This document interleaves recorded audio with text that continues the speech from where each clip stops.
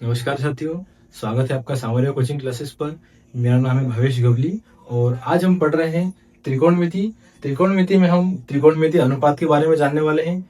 इन अनुपातों का उपयोग हम आगे आने वाले कई सारे सवालों में करेंगे, जिसे ज्ञात करने के लिए हम एक त्रिभुज की सहायता लेंगे। त्रिभुज में जैसा कि आप जानते हैं 3 भुजाएं होती हैं, जिनके अपने अलग अलग नाम हैं।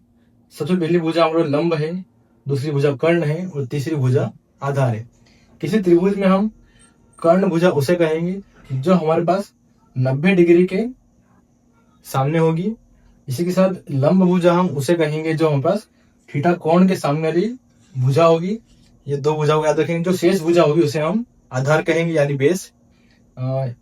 इसी की सहायता से हम 6 हमारे पास त्रिकोणमिति अनुपात होते हैं: sine theta, cos theta, tan theta, cosec theta, sec theta और कोट थीटा। इन अनुपातों के कुछ मान होते हैं, साइन, कोस, टेन सभी के। इसे ज्ञात करने के लिए हम एक त्रिभुज की सहायता लेंगे। इस त्रिभुज में हम एक छोटा सा ट्रिक है जो लगाएंगे, जो होता है लाल बटे कक्का। इसमें हम सबसे ऊपर साइन, कॉस, टेन और बटे में हम कोसेक, सेक और कोट लिख देंगे। तो जो साइन का मान होगा हमारे पास, वो हमारे पास एल बटे के होगा। इस एल का जो एल है वो यहाँ पर लंब को रिप्रेजेंट करता है, यही जो हमारा के है वो हमारे पास कर्ण को रिप्रेजेंट करता है। तो साइन का जो मान होगा साइन थीटा का, वो हमारे पास एल बटे के यानी लंब बटे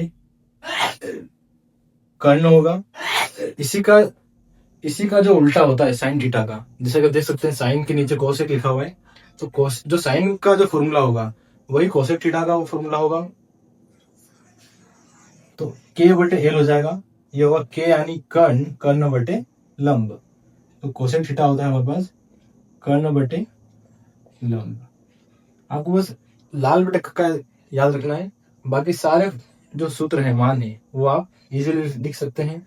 अगला हमारे पास कॉस थीटा यानी आधार बटे कर्ण। ये यहाँ पर आधार को दिखा रहा है, तो कॉस थीटा हमारे पास होता है आधार बटे कर्ण। सेम इसी का जो उल्टा होता है वो हमारे पास सेक थीटा होता है, जो हो जाएगा कर्ण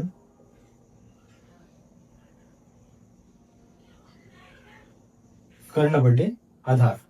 अगला जो मान है वो टेन थीटा का है, जो एल बटे ए है यानी लंब बटे आधार। तो टेन थीटा हमारे पास लंब बटे आधार होगा। इसी का उल्टा देखें हम तो कॉट थीटा आधार बटे लंब हो जाएगा हमारे पास।